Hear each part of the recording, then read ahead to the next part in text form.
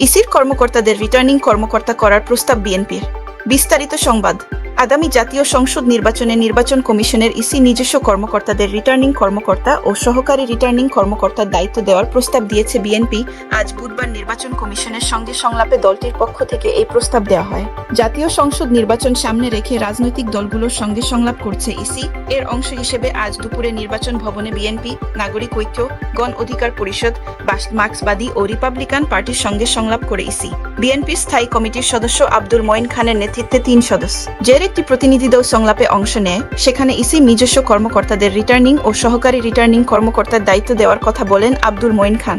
সাধারণত জাতীয় সংসদ নির্বাচনে 64 জেলার জেলা প্রশাসক ডিসি এবং ঢাকা ও চট্টগ্রামের বিভাগীয় কমিশনাররা রিটার্নিং কর্মকর্তার দায়িত্ব পালন করেন। উপজেলা নির্বাহী কর্মকর্তা এবং ক্ষেত্র বিশেষে নির্বাচন কমিশনের কর্মকর্তারা সহকারী রিটার্নিং কর্মকর্তার দায়িত্ব পালন করেন।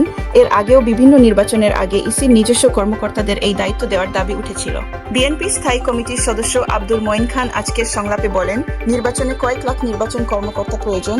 ইসির এত লোকবল নেই, কিন্তু ইসির যতটুকু জনবল আছে তার সর্বোচ্চ ব্যবহার করতে হবে। 300 আসনে সরকারের কাছ থেকে রিটার্নিং কর্মকর্তা ও সহকারী রিটার্নিং কর্মকর্তা ধার করে আনা হয়। ইসির এটুকু জনবল আছে। ইসির উদ্দেশ্যে বিএনপির এই নেতা বলেন, একবার সাহস করে এই সিদ্ধান্ত নেন যে রিটার্নিং অফিসার আপনাদের নির্বাচন কমিশন থেকে থাকবে, অ্যাসিস্ট্যান্ট রিটার্নিং অফিসার আপনাদের নির্বাচন কমিশনের ডেডিকেটেড লোকেরা হবেন।